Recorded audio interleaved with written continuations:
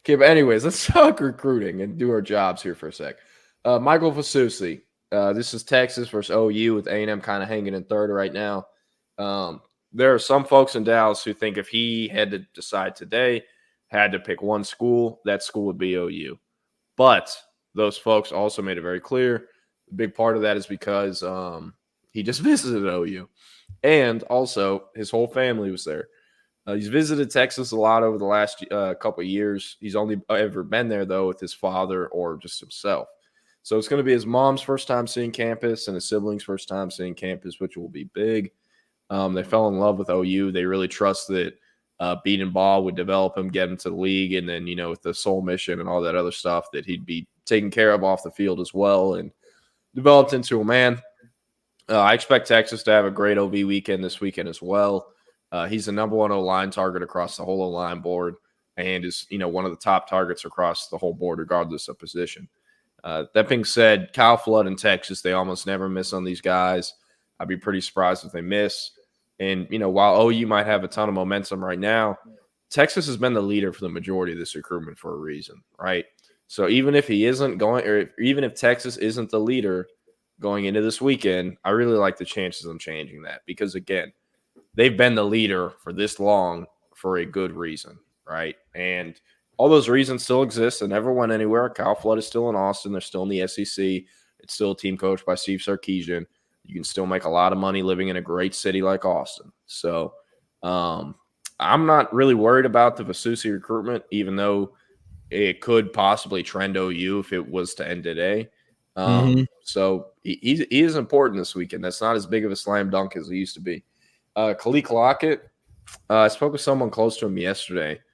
They really think that decision comes down to Florida State and Texas, with Alabama also in there as well. Florida State is interesting. When I went out to Saxe in spring, I'm blanking on the Florida State receiver coach's name, but he was talking to Kaliq's dad the whole practice on the sideline. Ron Duggins is his name, I think, or Dugans. But anyways, Florida State, Texas, Alabama for Kaliq.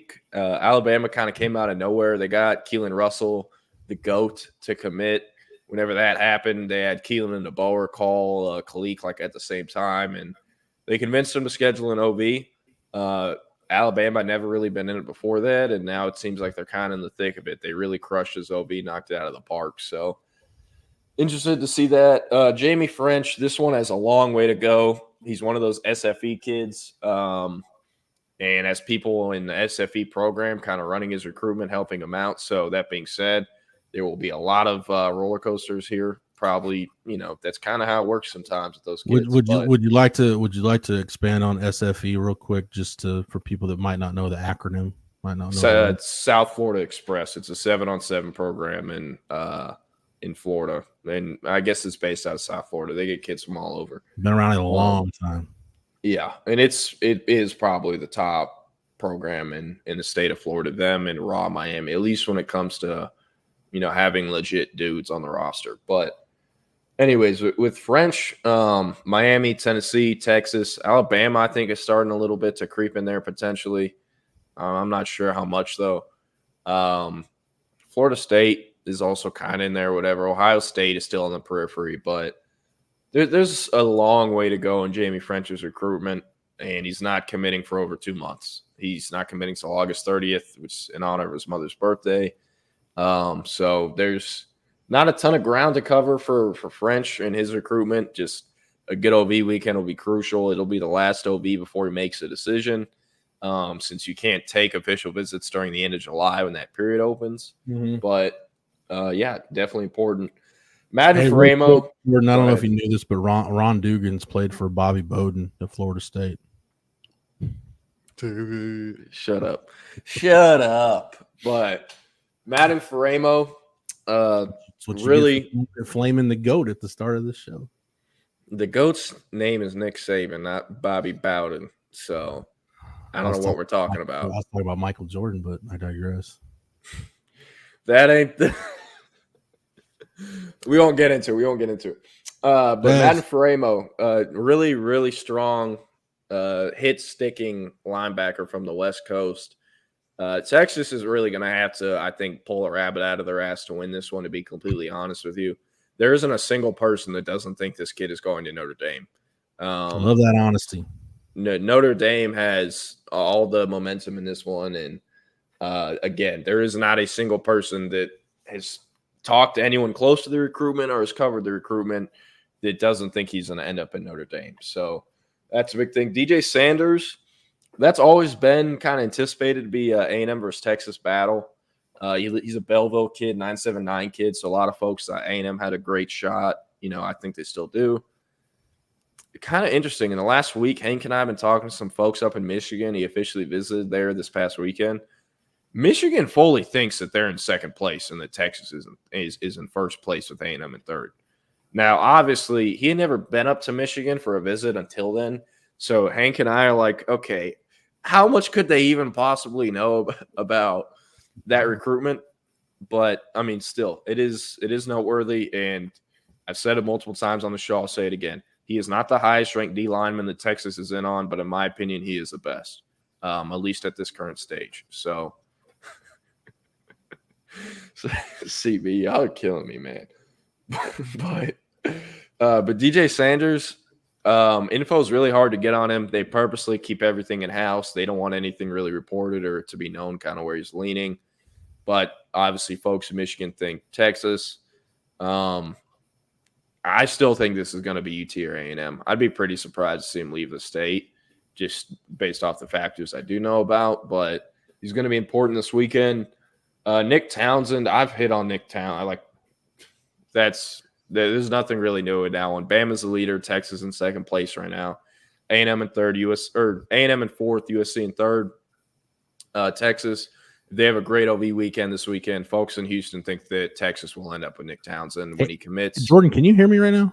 Yeah, can you hear me? Yeah. I don't know. I had some kind of issue. I had some tab open or something that just jacked up the RAM usage on my CPU. So I'm good now, though. I think I'm good.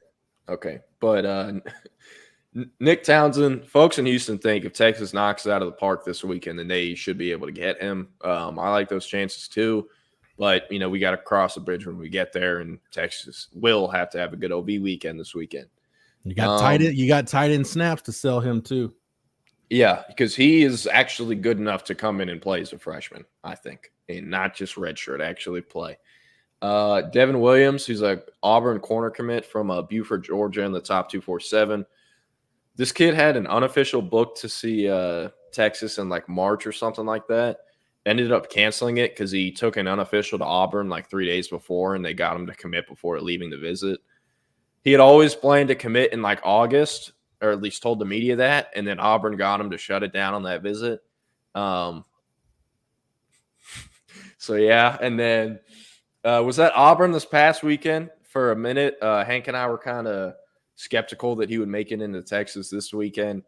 We reached out to him, and he told us he was still coming. Reached out to some folks at Auburn, and they're pretty damn confident they'll keep him. They feel like he really reaffirmed his commitment and kind of shut it down with them on his OV to Auburn last weekend. So we're not really expecting Texas to have a flip here. I think other DB targets make sense, and it would just logistically, it would make a lot more sense for the other DB targets as well. Yeah.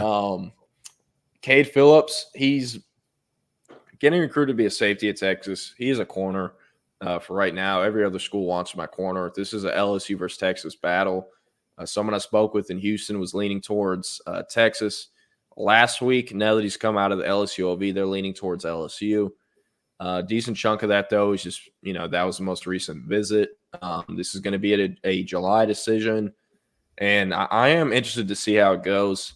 Since Texas started recruiting him more as a safety and not a corner, other guys have emerged on the defensive backboard. So that being said, he's always said he doesn't mind whatever gets him on the field earliest, but the people around him have always told me that he prefers corner. So I'm interested to see if that positional pitch changes. I know he's built up a tight relationship with Gideon. And Texas can sell early playing time at the safety position faster than they can at the corner position. So I think if they do that right, then they could probably have a better shot. But he's going to be interesting, and that will be LSU or Texas. Dad and and parents, family prefers Texas, but at the end of the day, they're going to let it be his decision. Zion Williams out of Lufkin, his top 4 is A&M, Texas, TCU, LSU. He's committing 4th of July. LSU got a lot of steam early in the month when he started his June OV schedule there. Bo Davis was recruiting him back in Austin, so that's a long-standing relationship there. Before Bo Davis left, I was really thinking about putting in a crystal ball sometime in February or March for him. That's kind of just how good I felt about it. I think that if Zion Williams was a regular student and was not an athlete and was given these 4 schools to pick from, I firmly believe he'd pick Texas. So that being said, I don't know exactly how you use that to build up some steam to potentially get a commitment from him. But I do know, he is genuinely a fan of UT and what that school has to offer.